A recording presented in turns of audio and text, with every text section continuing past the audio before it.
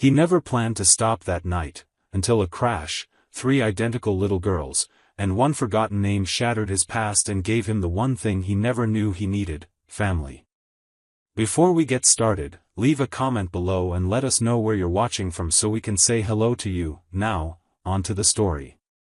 The night Owen Whitmore decided to take the long way home, the world outside his window shimmered in twilight. The New York skyline faded behind him as his sleek black sedan glided along the interstate, tinted windows catching the final glimmers of gold from the setting sun. Inside, the cabin was silent except for the faint hum of the engine and the soft tap of his fingers against a tablet. Contracts. Profit margins. Expansion plans. That was Owen's world, numbers that didn't lie and deals that didn't talk back. At 42, Owen had built an empire from sheer focus and precision. There was no room in his life for distractions, and certainly not for anything as unpredictable as feelings. He had meetings in Tokyo the next week, a new hospitality project breaking ground in Miami, and back-to-back investor calls in the morning. The road, the quiet, the view, none of it mattered. His mind was buried in logistics, untouched by the poetry of the dusk sky or the soft scent of oncoming rain.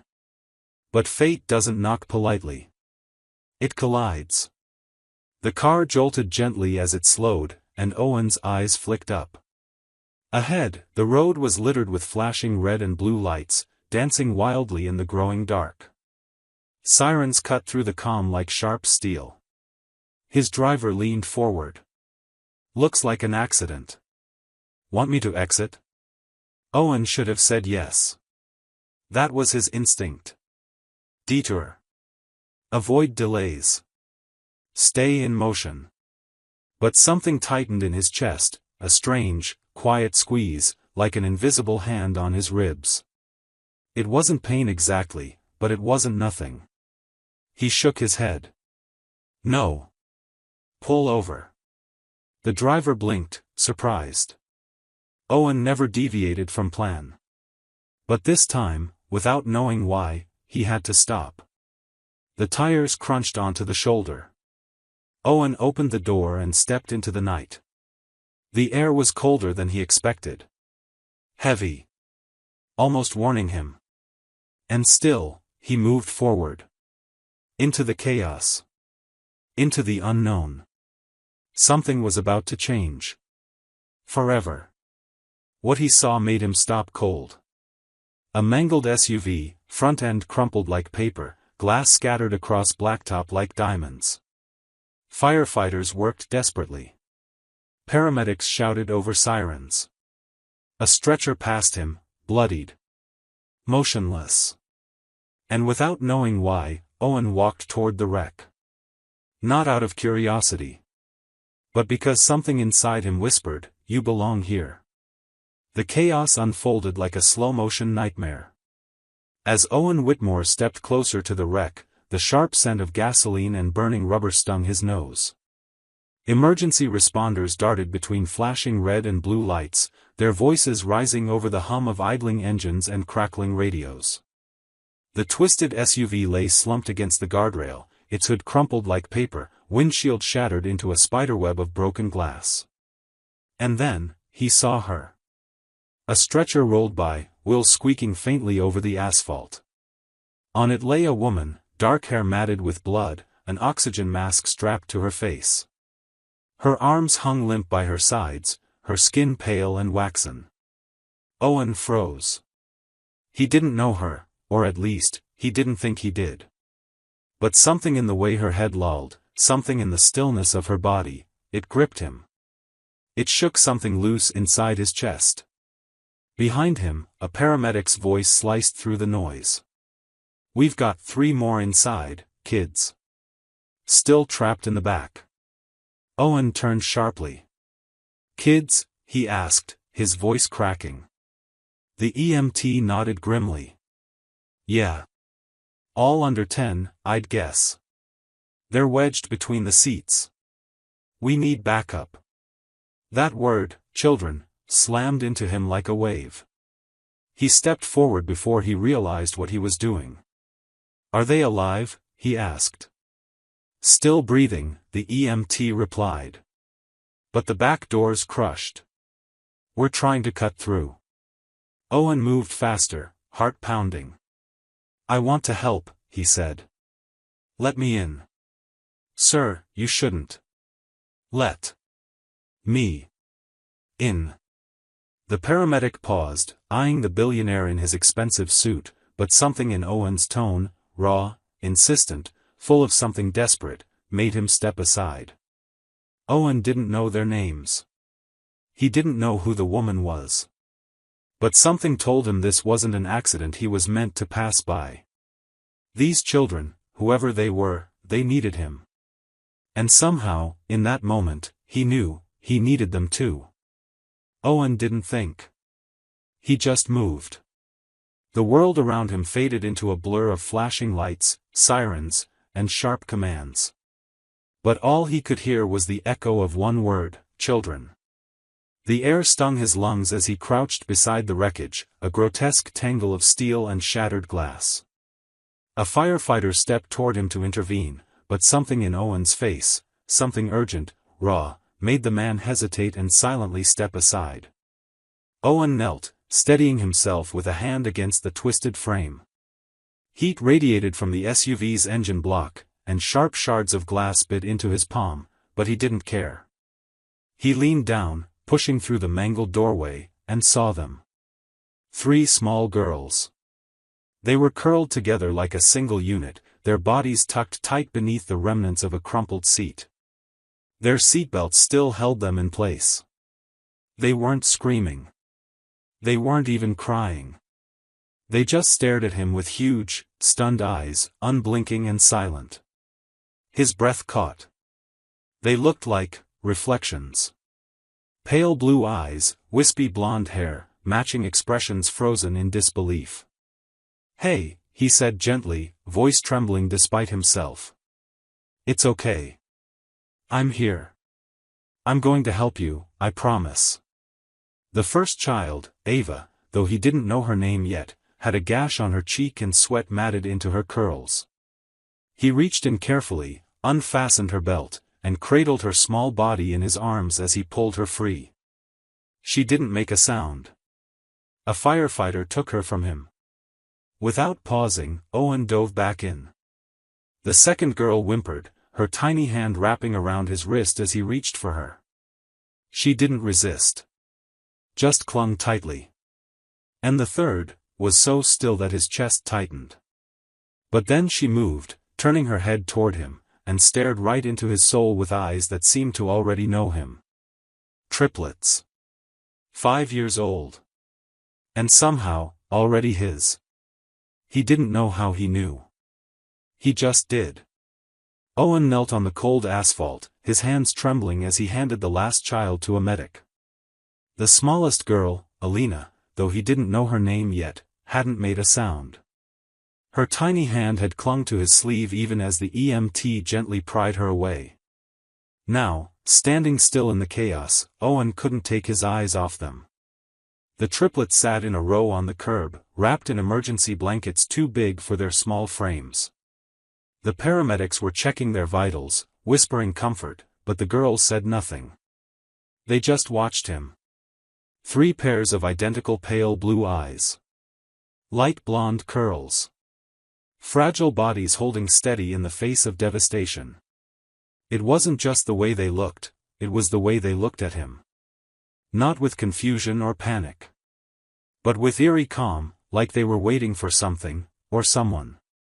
Owen felt it in his chest, a tightening he hadn't known he could feel. It was as if something had reached through time and memory and grabbed him by the heart. His breathing hitched. He didn't know their names. Didn't know their story. But in that moment, he knew them. Alina tilted her head slightly, still silent, her eyes locked with his like she was trying to place a face she half remembered from a dream. Ava blinked slowly, her gaze steady, unreadable. Arya leaned against her sister, her lip trembling but her stare never breaking.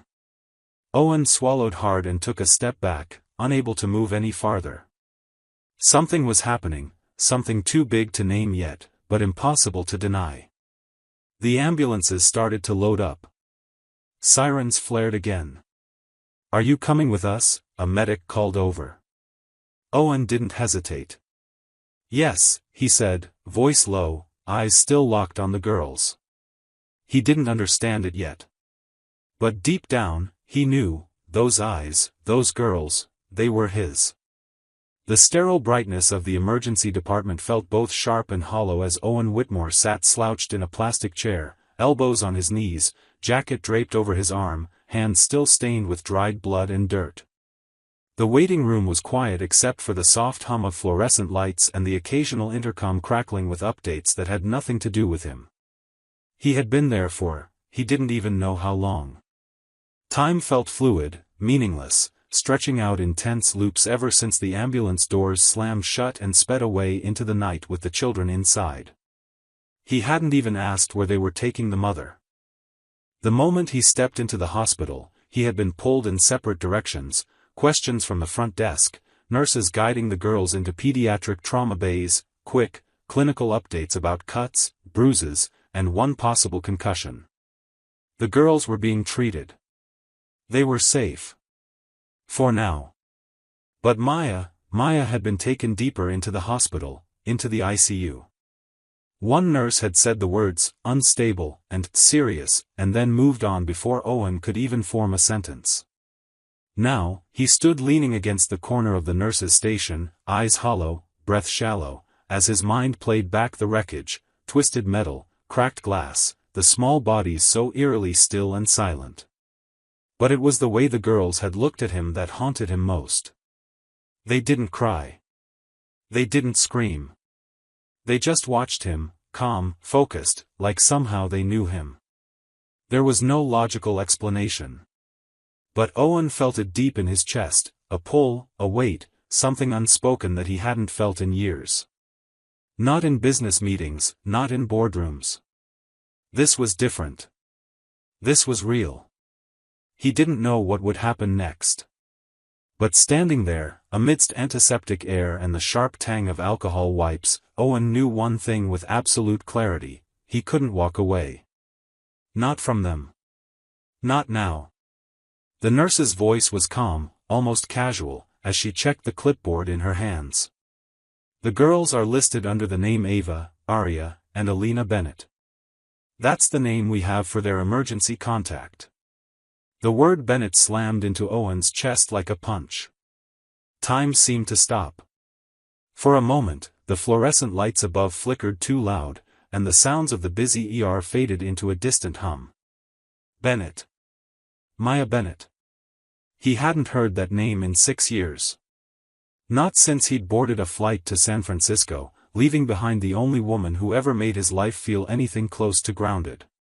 He'd told himself it was necessary: growth, expansion, ambition. A clean break. And now, her daughters. These 3 little girls, with eyes too familiar and faces too identical to deny. They were her girls. The clipboard might as well have been a detonator. He stumbled back a step and caught the edge of the counter to steady himself. The nurse looked up, startled. "Mr. Whitmore? Are you all right?" He nodded weakly, but his mind was reeling. He remembered her laughter, her paint-stained fingers, how she used to hum while making coffee. She was sunlight and softness in a life he'd built with steel and stone. They had never argued. She never begged him to stay. And he never gave her a chance to tell him the truth. He never knew she was pregnant. Owen's breath caught in his throat, his heart slamming against his ribs. His hands trembled as he pulled out his phone and called his assistant. "Tom," he said, voice shaking, "I need a full background check on Maya Bennett. And I want a private DNA test. Quietly. No one else can know." "Understood," came Tom's steady reply. Owen ended the call and sank into the nearest chair, head in his hands, pulse roaring in his ears. Because in that moment, he didn't need the test. He already knew. Those girls weren't just hers. They were his. Owen Whitmore sat slumped in a hospital waiting chair, elbows pressed against knees, hands clenched so tightly that his knuckles turned white. His world, once built on certainty, stock forecasts, boardroom triumphs, 5-year growth charts, was now reduced to a name scrawled on a clipboard. Bennett and Maya Bennett. He hadn't seen or heard from her in more than 6 years. She was the unexpected light in his calculated world, fingers stained with paint, a warm laugh, eyes that saw through the shell he wore like armor. But he had walked away, choosing openness over emotion, ambition over commitment. He never knew. His throat tightened as the weight of that truth settled in. He stood abruptly, pacing the sterile hallway as guilt gnawed at his composure. 3 girls, triplets, with eyes the same shade of blue stared back at him in the mirror every morning. Had Maya tried to contact him? Had she been forced to raise them on her own? A man like him had spent decades controlling outcomes, planning for every possibility. But now the possibility that he had daughters, that he had missed 5 years of their lives, was something no spreadsheet could fix. He was scared as he walked through the glass doors into the pediatric ward. He didn't have the results ready. But more than that, he wasn't ready to leave. Not now. Not ever. Owen Whitmore sat on the edge of the cushioned bench just outside the girls' hospital room, the manila envelope from his assistant trembling slightly in his hands. His once flawless suit was wrinkled from sleepless nights. His carefully guarded composure? Gone. The truth he'd been avoiding since the moment he pulled 3 identical faces from wreckage now sat heavy in his lap, confirmed, notarized, undeniable. They were his. Ava. Aria. Alina. The DNA results didn't shock him. He'd known it deep in his gut the moment he looked into those wide blue eyes in the back seat of that crumpled SUV. There had been something hauntingly familiar about their gaze, like the universe had thrown him into a mirror he didn't ask to look into. He opened the envelope and scanned the first page again, as if the letters might rearrange themselves and spell a different outcome. But no. It was clear. 3 perfect matches. All 3 girls were his biological daughters. The daughters he never knew existed. A tightness gripped his chest as he leaned forward, elbows resting on his knees. His entire world, built on precision, profit margins, and cold calculation, was crumbling in the wake of 3 little girls who had changed everything just by existing. And he hadn't even known. What kind of man misses the birth of his children? What kind of father walks away from someone like Maya without ever looking back? He tried to remember every moment with her, every smile, every laugh, every time she painted quietly while he paced the room barking into a phone. Had there been signs? Clues? Had she looked at him and silently hoped he would see what she couldn't say? His throat tightened with guilt. Not just for Maya. But for Ava, Aria, and Alina. For birthdays missed, fears soothed by someone else, milestones he had no idea even happened. He had failed them before he'd ever known their names. But not again. Not now. Owen gripped the envelope tightly and stood. The past had stolen enough. The future? That belonged to them, together. The morning light spilled softly across the pediatric wing as Owen Whitmore stepped into the girls' hospital room. The hum of machines and the gentle rise and fall of breathing filled the air. He had barely slept, too afraid to miss the moment their eyes opened again. Now, standing just inside the doorway, he felt his heart climb into his throat. A small stir under the covers. Then a blink. Alina's eyes opened first, groggy but focused. She looked directly at him, not with fear, but with something far more unsettling. Recognition. Moments later, Aria turned over and rubbed her eyes, followed by Ava, whose expression sharpened the moment she spotted him. All 3 girls sat up slowly in their beds, silent but wide-eyed, their matching pale blue eyes locked on the man who had pulled them from the wreckage. "Are you the man who saved us?" Aria asked, her voice barely a whisper. Owen swallowed, stepping closer, his throat tight. "Yes," he said gently. I was there. Ava, sharper, more cautious, tilted her head. Why did you help us? He dropped to his knees beside their beds, leveling his gaze with theirs. Because you were in danger, he said. And because I think I was meant to be there. The girls exchanged glances, silent, intense.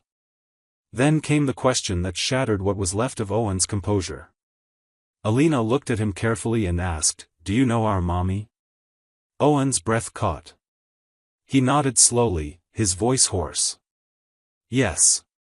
Her name is Maya Bennett. I knew her, a long time ago.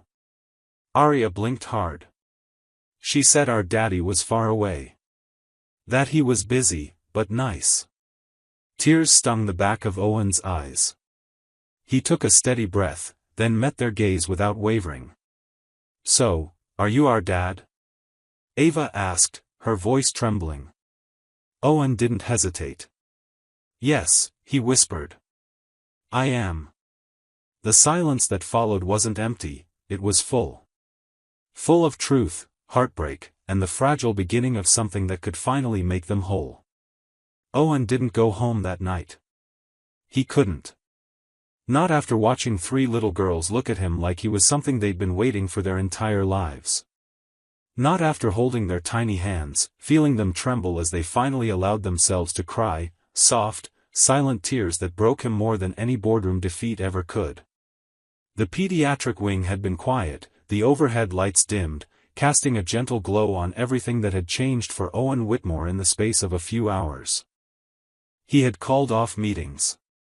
Canceled trips. His phone, once a lifeline to billion-dollar deals, now sat untouched in his pocket. Instead, he sat cross-legged on the padded floor of the private hospital suite he'd arranged for Ava, Arya, and Alina. Their beds had been pushed closer together, three tiny bodies curled beneath matching pink blankets. He brought in picture books, coloring pads, stuffed animals he personally chose from the hospital gift shop. He didn't trust anyone else to get it right. That night, he read to them, his voice awkward at first, unfamiliar with the rhythm of bedtime stories. But when Alina giggled at a silly part, and Arya leaned her head against his arm, something shifted inside him. And when Ava quietly slid her small hand into his, not letting go, Owen knew, he was exactly where he was meant to be. He didn't know how to be a father. Not yet. But he knew how to show up. How to stay. How to keep his word. By the time the girls drifted to sleep, their fingers still tangled in his, Owen's world had entirely changed. No more hiding behind business plans or empty penthouses. No more pretending that he wasn't meant for connection. Now, his purpose was here, in the soft breath of a sleeping child, the weight of responsibility that didn't feel like a burden, but a gift.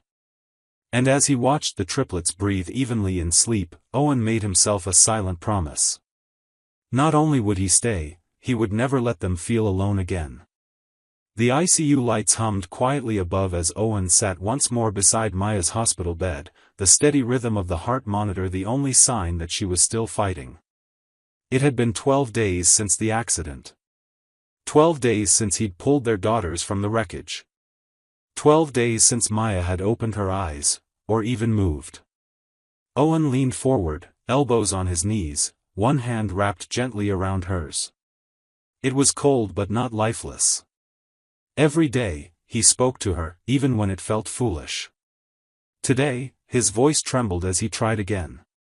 Arya asked today if unicorns can cry, he whispered, smiling faintly.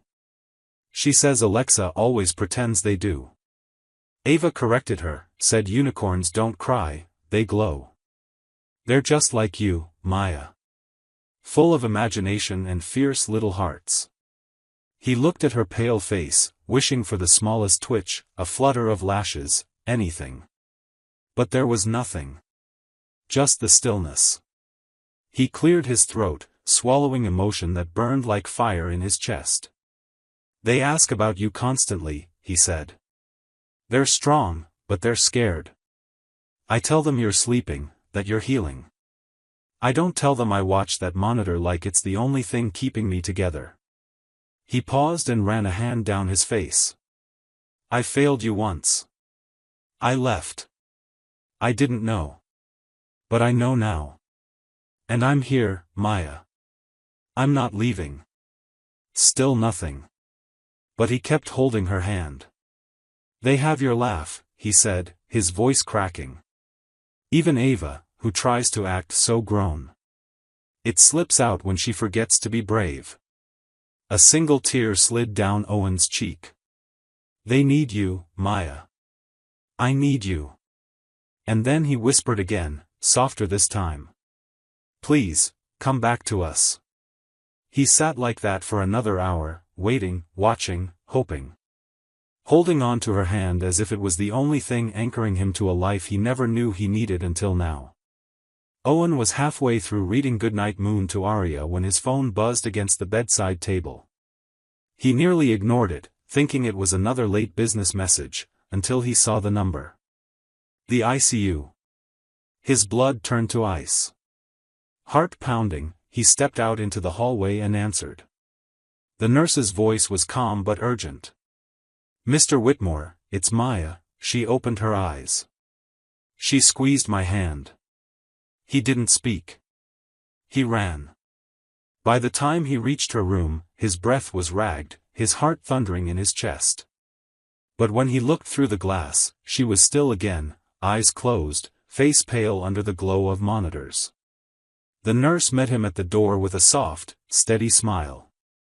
It's real, she said. She's surfacing. Her responses are consistent. It's starting. Owen stepped inside slowly. The hum of machines and rhythmic beeping were all that greeted him at first. Maya looked so small, so breakable beneath the layers of tubes and wires. Yet somehow, she seemed stronger than ever. He moved to her side, pulled the chair close, and gently took her hand, warm now, no longer cold like before. It's me, he whispered. Owen. The girls are okay. They're safe. I'm here, and I'm not leaving. There was no reply, but her brow twitched. Her fingers shifted slightly around his. Hope swelled in his chest like a wave crashing into shore. He leaned in closer, voice trembling. I've been waiting, Maya. Every day. Every night. The girls ask about you. They miss you so much. And, so do I. Then, barely audible, like a breeze passing through a crack in the door, a word slipped from her lips. Girls. Owen froze. His eyes filled with tears. Yes, he choked. They're okay. They need you. We all do. Maya's eyelids fluttered once. Then her gaze found him, faint recognition, fragile but there. And for the first time since that night on the highway, Owen believed everything might just be okay. Slowly, her eyes drifted toward him. At first, there was confusion, a natural fog after trauma, but then something deeper flickered in her gaze. Recognition. Memory. Heartbreak. Love. You came back, she murmured, the words faint but soaked in meaning. He swallowed hard, nodding as emotion choked his throat. Yes, he said, barely able to speak. I never should have left. There was so much to say. 6 years of silence. 6 years of not knowing. 6 years of him building empires while she built a family on her own. But Maya didn't scold.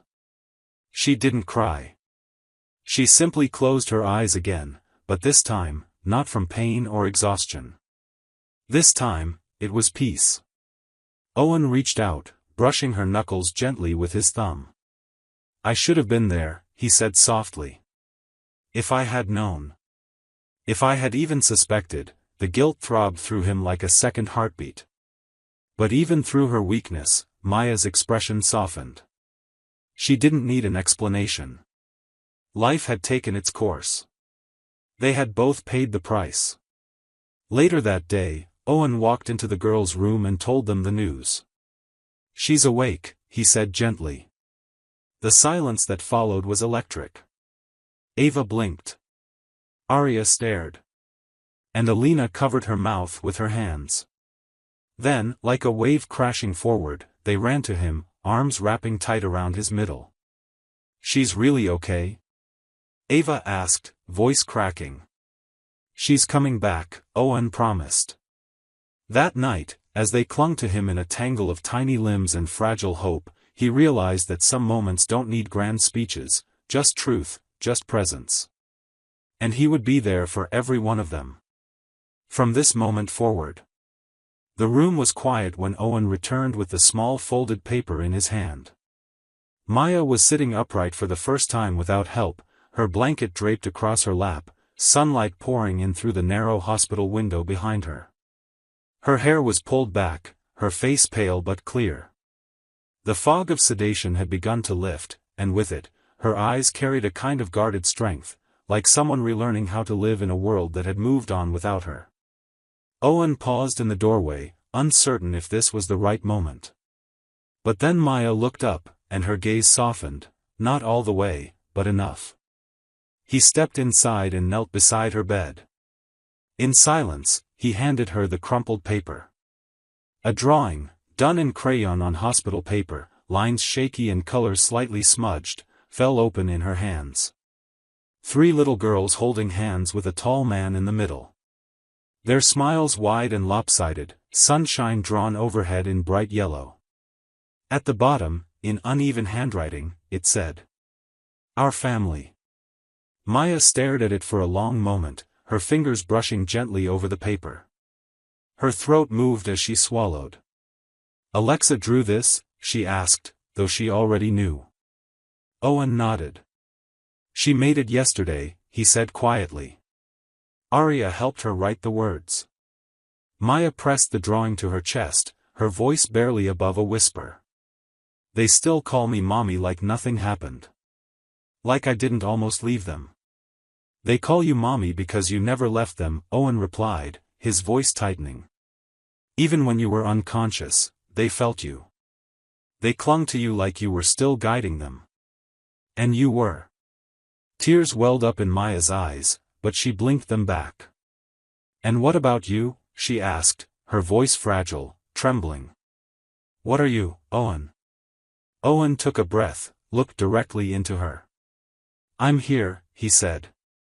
"Not because I'm trying to make up for what I missed, though I'll never stop regretting it. I'm here because I want to be part of their lives. Part of yours. Not from the sidelines. Not with conditions. Fully. Present." She looked away, her fingers tightening around the edges of the drawing. "I was so afraid to tell you," she admitted. "I didn't want to be someone's reason to run." Owen reached forward, gently brushing her knuckles with his fingertips. "You were never the reason I ran. I was. I thought love was a distraction. That needing someone would make me weaker. But I was wrong, Maya. So wrong." For a long moment, they sat there, silence brimming with old wounds and unspoken hope. Maya finally looked back at him. "They've been through so much. And I wasn't there," Owen said, nodding. "But I'm here now. For all of it. For the scraped knees, the nightmares, the dance recitals, even the heartbreaks." Her hand found his. Their fingers intertwined like muscle memory. Outside, a nurse walked past without looking in. Inside, the drawing sat between them, a symbol of everything broken and somehow still whole. Owen smiled softly. "It's not just a drawing, Maya. It's a beginning." She nodded, tears finally falling. "Our family," she whispered. And this time, she believed it. The moving day wasn't grand. No luxury moving trucks. No staff in pressed uniforms. No headlines. Just a quiet, wind-swept afternoon in early spring, the sky a soft shade of gray as Maya Bennett was carefully wheeled out of the hospital doors. Her hair fluttered in the breeze, thinner now, her frame still fragile. Owen Whitmore walked beside her, his hand steady on the handle of the wheelchair, his every step filled with silent promise. Ahead of them, the triplets, Ava, Aria, and Alina, bounced with excitement. They weren't thinking about medical bills or past heartbreak. They were children who had just been told they were going home, to a place where both of their parents would be. To them, that was magic. The apartment Owen had chosen wasn't a penthouse, wasn't sleek or intimidating. It was warm, cozy, accessible. Light streamed through oversized windows and reflected off soft beige walls. The furniture was simple but new, and the scent of lavender floated faintly through the rooms. It wasn't designed for prestige, it was made for healing. For belonging. When the elevator doors opened and Maya was rolled inside, she blinked back tears. The girls ran ahead, opening every door, peeking into every cabinet. "This one's my room," Ava shouted. "No, it's mine," Alina countered, giggling. Maya gave Owen a sidelong glance as he set down a box of children's books. "You thought of everything." He shrugged, suddenly self-conscious. "Just try to think about what you would have picked." She didn't reply right away. But in the way her fingers brushed the wall, in the way her eyes lingered on the tiny framed drawings he'd already hung on the kitchen wall, drawings she didn't even know the girls had made, he saw it, she was trying to believe this was real. Later that evening, after the girls had been bathed and tucked into their new beds with fuzzy socks and bedtime books, Maya sat on the edge of the couch. She looked down at her trembling hands. "I'm not sure I know how to live this life," she whispered. Owen didn't respond right away. He poured her a cup of tea, set it down gently on the coffee table, then crouched in front of her. "You don't have to know how," he said softly. "You just have to show up. I'll be here, every day. Not as a guest. Not as a visitor. As a father. And as the man who should have stayed a long time ago." Her eyes welled up. She wanted to believe him. Desperately. And so, she nodded. Not fully convinced yet, but no longer closing the door either. That night, as the girls slept side by side, tangled in new blankets in a shared room that already felt like theirs, Owen stood at the doorway. Maya beside him. No words passed between them, but the silence was full. Not perfect. Not polished. But for the first time, they were home together. Maya had only been home a week, but it felt like she'd lived a lifetime in those 7 days. The apartment Owen had prepared for them wasn't extravagant, it didn't need to be. Soft blue walls, warm lighting, a tiny balcony overlooking the city. What made it special wasn't the decor, but the presence of something Maya hadn't known in years: safety. And not just for her, but for the girls. Owen had thought he'd be awkward, out of place in this whirlwind of toys, mismatched socks, and bedtime rituals. But to Maya's astonishment, he adapted fast. It wasn't perfect, he burned toast twice and nearly glued Alina's hair to a school project, but his effort was constant and real. Every morning he packed 3 tiny lunchboxes with apple slices and sticky notes scribbled with encouragements: "You've got this. Proud of you. Love, Dad." She watched him from the doorway sometimes. The way he crouched to tie Ava's shoelaces, or how he gently explained to Aria why jelly beans didn't count as breakfast. His old world, full of deadlines and power suits, was still part of him. But this new world? This chaos? He was learning to live in it. The girls had taken to him like roots to rain. There were still shadows, nights when Aria cried in her sleep, mornings when Ava clung a little tighter before school, but their hearts were opening. And Maya saw it. Not just in them, but in herself. One evening, she stepped onto the balcony after the girls had finally settled down. She held a blanket around her shoulders, watching the glow of the city pulse beyond the railing. The cool night air smelled faintly of rain. She didn't notice Owen join her until he placed a second mug of tea in her hands. "I never thought I'd be part of this," he said quietly, his eyes on the horizon. I always thought I'd be the guy who built things, not the guy who stayed for them.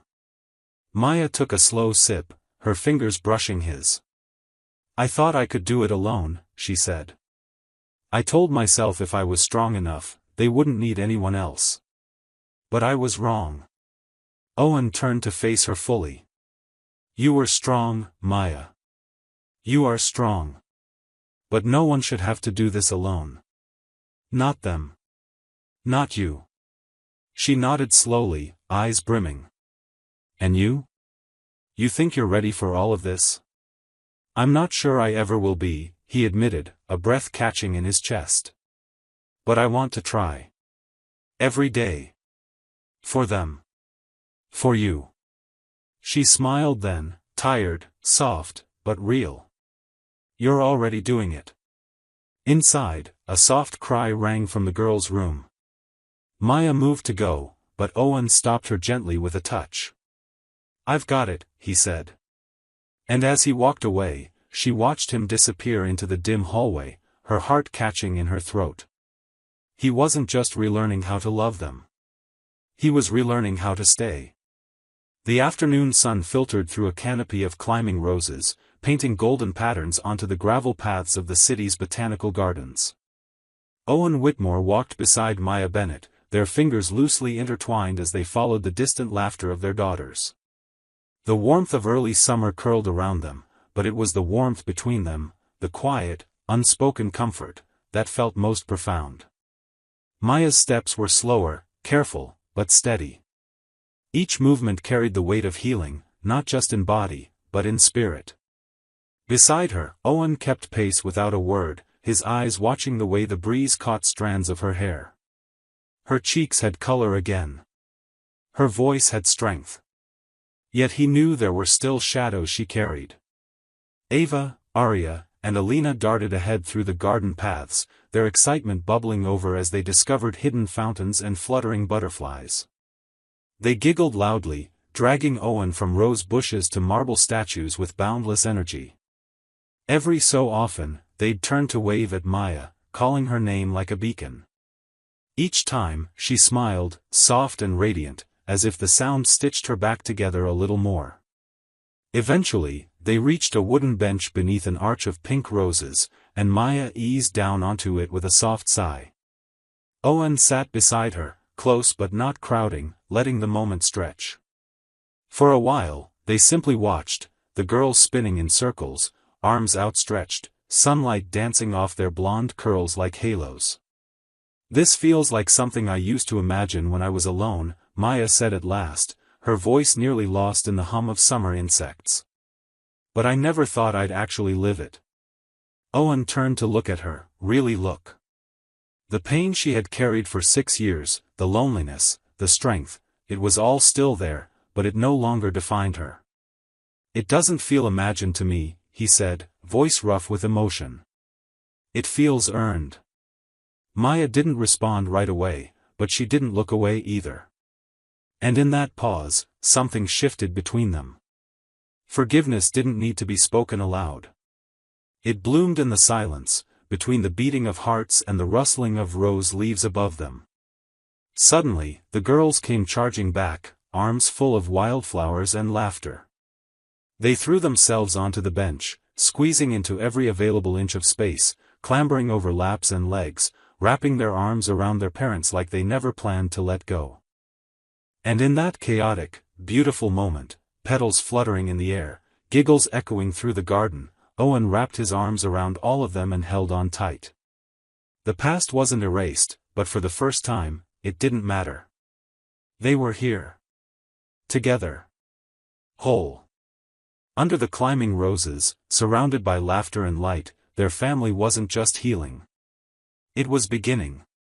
The apartment was quiet, wrapped in the hush of night, except for the soft breathing of 3 little girls tangled together in one bed. Ava's arm rested protectively over her sister's, Arya clutched a stuffed bear under her chin, and Alina's thumb still hovered near her mouth. The room was lit only by the warm glow of a hallway nightlight, casting shadows that danced along the walls like silent promises.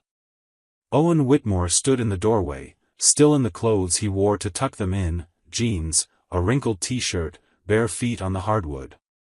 His eyes stayed fixed on them, his expression unreadable, his heart full in a way it had never been during all his years building empires and closing billion-dollar deals. Behind him, the soft pad of footsteps. Maya came to stand beside him, her thin frame wrapped in a light robe, her hair loose and tousled from sleep. She leaned her head gently on his shoulder, and neither of them spoke for a long time. They didn't have to. The silence between them felt full, not empty.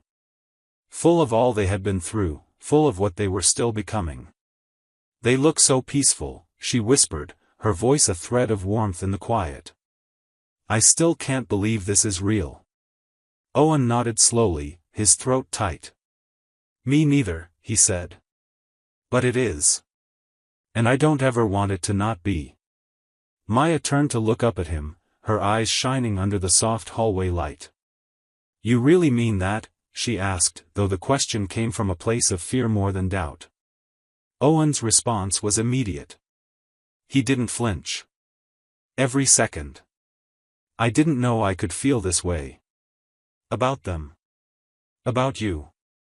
But I do. And I'm not going anywhere, Maya. Ever." He turned then, fully facing her, and took both of her hands in his. They were smaller than his, still trembling occasionally from the trauma her body had endured, but she held him back with a strength that was unmistakable. Her smile broke slowly, like sunrise on water. Quiet. Steady. Healing. "I was scared," she admitted. "That you'd come and then disappear again. That this would all be temporary." "I was scared too," Owen said. "That I wouldn't know how to love them the right way. That I'd mess it all up. But I don't think love needs to be perfect. It just has to stay." A soft cry broke their moment, a tiny sound from the girl's room. Without hesitation, Owen kissed Maya's forehead and pulled away. "I've got it," he said gently, already moving toward the bed. Maya watched him disappear into the dark room, his presence steady, his touch familiar. She leaned against the doorway, one hand over her heart. This wasn't the life they had planned. It was better. Not perfect. But real. And finally, it was theirs. Their forever had begun, not with a vow, but with 3 sleepy girls, 2 scarred hearts, and the quiet, enduring power of a second chance lived with open hands. We'd love to hear what you think. Drop a comment below and rate this story from 10 to 100. Tell us where you're watching from too. Make sure to hit that subscribe button and turn on the notification bell so you never miss a story. And if this touched your heart, check out more uplifting videos by clicking on the end screen now.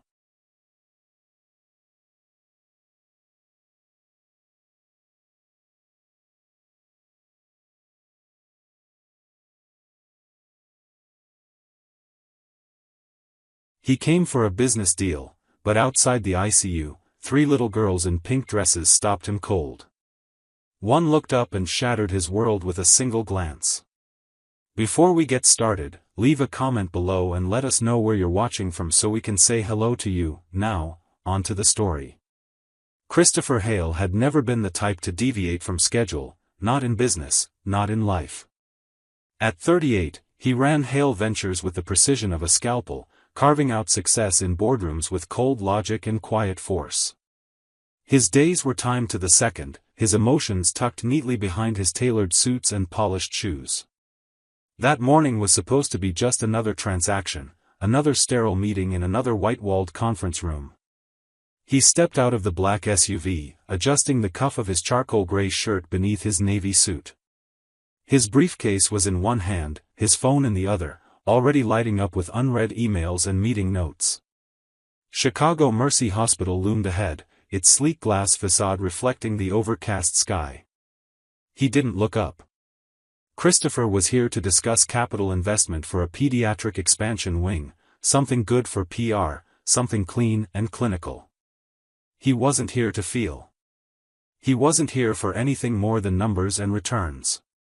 But fate doesn't ask for permission when it intervenes. He rode the elevator to the 4th floor, his thoughts on profit margins and proposal margins, not people. The doors slid open with a quiet chime, and he stepped into the sterile hallway, expecting silence. What he got instead was the sound of muffled crying. At first, he ignored it. Hospitals are full of grief, full of fear, full of human sounds that Christopher had trained himself to filter out. But as he walked past the ICU, he caught it again, softer, higher-pitched, and heartbreakingly helpless. Then he saw them. 3 little girls, standing just outside room 402. Side by side like fragile porcelain dolls, each one dressed in the same faded pink dress. Their blonde hair clung to their cheeks, damp with tears. Their tiny hands clasped each other's tightly, as if one wrong move might shatter the thin thread of courage they were holding onto. He stopped. The sight didn't belong in his world. It didn't make sense. His brain tried to rationalize it. Maybe someone was coming, maybe a nurse had stepped away, but his feet wouldn't move. One of the girls lifted her head. And the air left his lungs. Brown eyes. His brown eyes. The same curve of cheek. The same faint crease in the brow. Recognition struck not like a memory, but like a mirror. Christopher felt something strange and unfamiliar rise in his throat. Not logic. Not control. Something primal. He took a step toward them, and the ground under his confidence cracked. He had come for a meeting. He had come to talk numbers. But standing there in a hospital hallway, staring into the eyes of a child who looked like him, exactly like him, Christopher Hale realized his entire life was about to be rewritten. And it had already started with a single look. Christopher Hale had crouched beside the girls, trying to steady his voice, to find the right words to comfort 3 frightened children he had never met, at least not knowingly. Maddie clung to her stuffed rabbit, Chloe wiped her face with the back of her hand, and Jane stared at the floor, her small fingers twitching against the hem of her dress. They were still and silent, 3 delicate figures trapped in a world of uncertainty no child should ever know. "Do you work here?" Jane asked, her voice barely more than a breath. "No," he said softly. "I'm just here for a meeting." She tilted her head, her eyes fixed on him as if trying to piece something together. "You look like someone Mommy talked about before." Christopher's heart stopped. The hallway, the hospital, the noise, it all disappeared. That one sentence cracked the world open. Her words echoed through his chest like a shout in an empty cathedral. He felt himself go still, breath caught between memory and disbelief. Someone Mommy talked about. His mind tried to dismiss it. Coincidence. Misunderstanding. Children say strange things. But he couldn't look away from Jane's face. It was in the curve of her mouth. The shape of her nose. The way her small brow furrowed when she was confused, something so intimately familiar that it felt like a mirror into a forgotten past. He had spent years organizing his life into compartments: business, deals, power, strategy. Emotion had no place in his world. But in that moment, something raw and wild surged to the surface: recognition, grief, confusion, hope. He wanted to ask her more. Who was this man her mother spoke of? What had Emma said? But the question clung to his tongue like it was too heavy to lift. The other 2 girls looked at him differently now. Something had shifted. Their wariness had softened. They didn't step away. They leaned in. Chloe, the boldest, said it like a statement rather than a question. "You look like us." Christopher swallowed hard. He opened his mouth to say something, anything, but nothing came out. It was impossible. And yet, in his gut, he already knew. He hadn't seen Emma in 5 years. She had left quietly, leaving only a note he hadn't truly read until now, in memory. He had told himself that chapter was closed. She had moved on. So had he. But now, with 3 little girls looking up at him, each a reflection of a story he never knew had continued, he felt his soul tilt. A realization settled over him like a storm cloud breaking open. He might be looking into the eyes of his daughters. And in that instant, Christopher Hale, man of logic, control, and clean endings, understood something that terrified him more than any boardroom deal ever could. His life had never been finished. It had just been waiting. Christopher Hale had always trusted logic. Numbers, strategies, forecasts, those were the anchors of his life. But standing in that sterile hospital hallway, crouched before 3 fragile children, all that structure began to fracture. It wasn't just the eerie quiet, or the girls' trembling voices. It was her, the littlest one, who looked up at him with eyes too wide, too knowing, and far too familiar. "You look like someone Mommy talked about," she said, her voice soft but cutting through him like thunder. Time stopped. The air felt different. Christopher didn't breathe, didn't move. The words rang in his ears louder than the hum of hospital machinery. He felt the ground shift beneath him, something inside pulling tight, like a thread tied to a memory he hadn't allowed himself to revisit in years. Emma. He hadn't heard her name in half a decade, hadn't spoken it aloud since the day she left. But now, it came back with a tidal force, her laugh, her quiet strength, the way she used to reach for his hand when she thought no one was looking. They had shared a short season of something real, something rare. And then, just like that, she was gone. A note left behind. No calls. No trace. Until now. He couldn't deny it. Standing before him were 3 little girls, no more than 5 years old, with his dark hair, her chin, his eyes. It wasn't imagination. It wasn't sentimentality. It was biology staring him straight in the face. He blinked hard, trying to ground himself, but the lump in his throat only grew. Why hadn't she told him? Why had she left with this secret? These children? A million thoughts collided in his mind, anger, confusion, awe, guilt. He didn't know which to follow. His life had been scheduled to the minute for years. But this moment didn't fit anywhere. It couldn't be boxed, balanced, or delayed. It just was. "Do you work here?" the same girl asked, pulling him back to the present. He shook his head slowly. "No. I'm just here. Just here." The irony of that simple truth gutted him. He was just here, in the right place, at the exact right moment, with no clue why. But something deeper than understanding told him he wasn't just here by accident. Fate, or perhaps something older, had pulled him into this hallway. Into their lives. And now, he wasn't sure if he'd ever be able to walk away. For the first time in years, the man who built fortunes with his mind found himself ruled by something messier, something far more terrifying than risk, emotion. He didn't know what the next step looked like. But for the first time, he knew he had to take it. Because you don't look into the eyes of 3 girls who might be your daughters, and choose silence.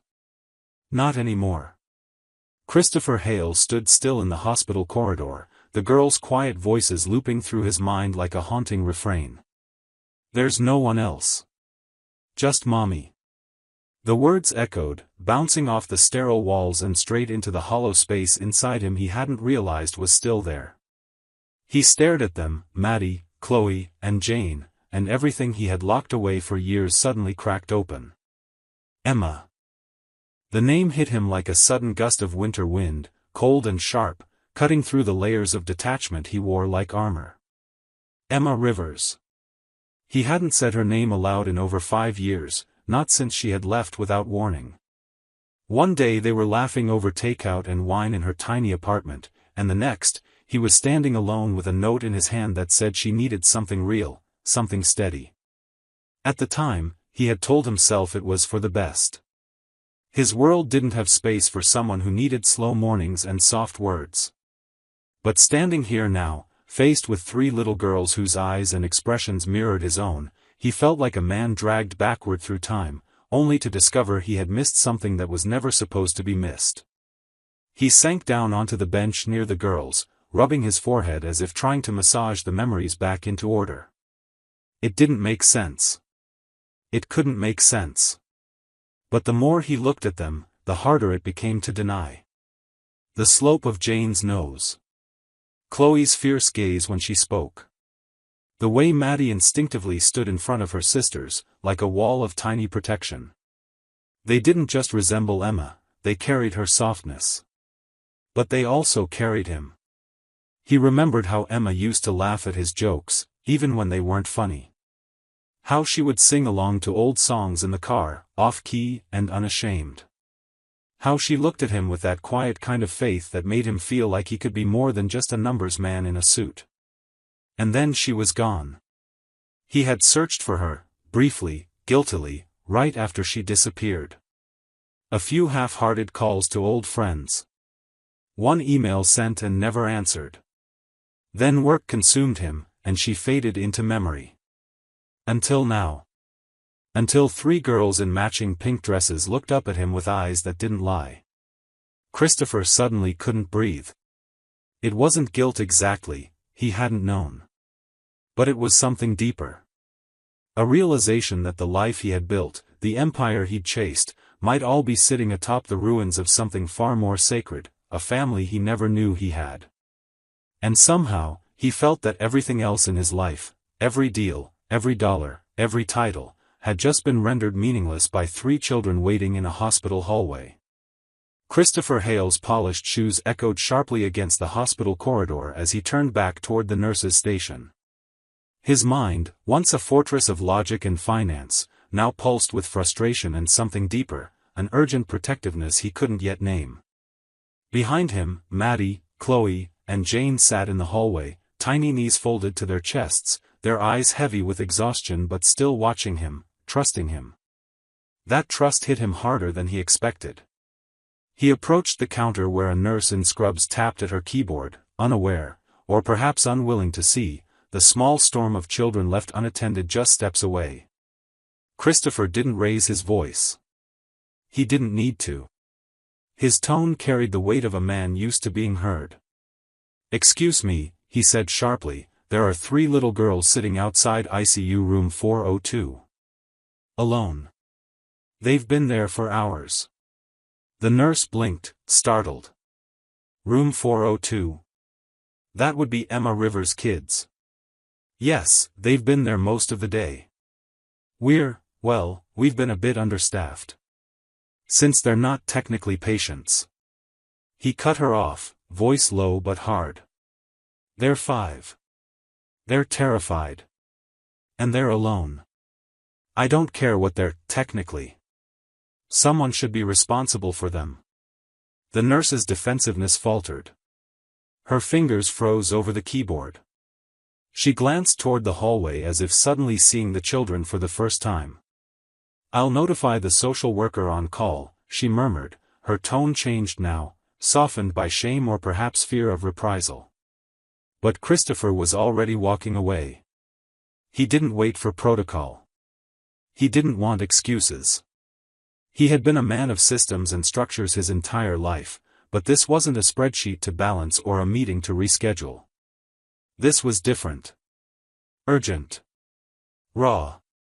When he reached the girls again, they had curled closer together, shoulder to shoulder like a single unit of sadness and silent strength. Maddie looked up at him, her eyes wide. "Is someone coming?" He knelt beside them, heart clenching. "Yes," he said quietly, more to himself than to them. "Someone's here now." They didn't understand the layers in his voice, the shift happening inside him. But they didn't need to. Jane leaned against him again without asking, her tiny hand curling around the edge of his sleeve. "That's